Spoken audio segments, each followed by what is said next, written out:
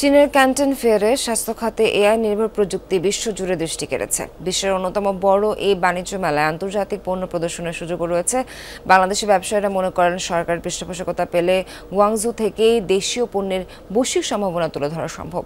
এজন্য দরকার সরকারি বেসরকারি যৌথ উদ্যোগ।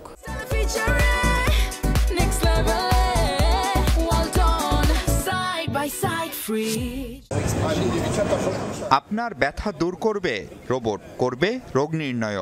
বয়স্ক বা দীর্ঘদিনের ব্যথায় যারা কাতর তাদের ফিজিওথেরাপিও দেবে এই রোবট। স্বাস্থ্য খাতে এআই নির্ভর স্বয়ংক্রিয় প্রযুক্তি পণ্যের যেন পসরা বসেছে এখানে। অপারেশন থেকে আকুপাংচার, সিঁড়িতে ব্যবহারযোগ্য হুইল চেয়ার, মানুষকে স্বস্তি দিতে কত আয়োজন। Which is used to detect cardiac magnetic field and it can discover early myocardial ischemia. ৬৮ বছর ধরে চীনের গুয়াংজুতে বসছে বিশ্বের সবচেয়ে বড় আয়োজন, যা ক্যান্টন ফেয়ার নামে পরিচিত বিশ্বজুড়ে। এবছর ১১০ দেশের প্রায় ৩ লাখ ক্রেতার সমাগম ঘটেছে এখানে। Whatever technology we are seeing here is not present in our country. So the challenge is to identify what we want. In case they are only speaking Chinese, we have many people that are volunteering and helping to translate. So that's why we are able to bridge the language barrier, of course. 15.5 lakh বর্গমিটারের বিশাল আয়তনের এই মেলায় এবার অংশ নিয়েছে ৩২,০০০ প্রতিষ্ঠান। কৃষি থেকে গৃহস্থালী, নিত্য প্রয়োজনীয় পণ্য, খেলাধুলা, নির্মাণ সামগ্রী কি নেই এখানে। যারা প্রথম এসেছেন তাদের জন্য অনন্য অভিজ্ঞতা এই ক্যান্টন ফেয়ার।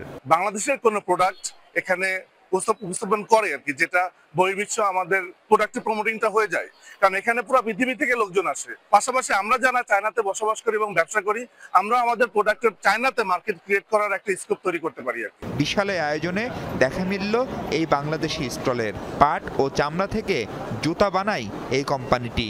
প্রথমবার স্টল দিলেও ভালোই সাড়া মিলছে বলে জানান উদ্যোক্তারা। মেলা ঘিরেই বাংলাদেশি সহ বিদেশি ব্যবসায়ীদের কাছে শহরটি অন্যতম জনপ্রিয় গন্তব্য এখন। পাটের জুতা বানাই আর লেদার শুজও আমরা বানাই। সো হাফ অ্যান্ড হাফ দুই দিকেই আপনার মোস্টলি ফিনিশ শুজে ওরা ইন্টারেস্ট। বাংলাদেশ সম্পর্কে মোটামুটি তো সবাই এখন জানে, স্পেশালি আমাদের গার্মেন্টস সেক্টরের জন্য। শুধু মেড ইন চায়না নয়, বরং ক্রিয়েটেড ইন চায়নার প্রদর্শনী এটি। আমদানি রপ্তানিকারকদের সরাসরি যোগাযোগের এই প্ল্যাটফর্ম কাজে লাগাতে ক্যান্টন ফেয়ারে ভিড় জমায় কয়েক হাজার বাংলাদেশি উদ্যোক্তা। আন্তর্জাতিক ব্যবসা বাণিজ্য নেটওয়ার্কের সবচেয়ে বড় ফোরাম হয়ে উঠেছে এই ক্যান্টন ফেয়ার। সেখানে আসা বাংলাদেশি উদ্যোক্তারাও মূলত চীনা পণ্য কিনছেন, তার জন্য অর্ডার প্লেস করছেন, কিন্তু বাংলাদেশি পণ্যের সেই অর্থে দৃশ্যমান কোনো স্টল নেই এখানে।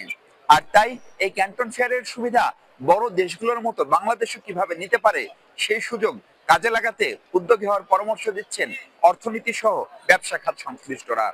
Mahfuz Bishu, Jamuna News, Canton Fair, Guangzhou, চীন।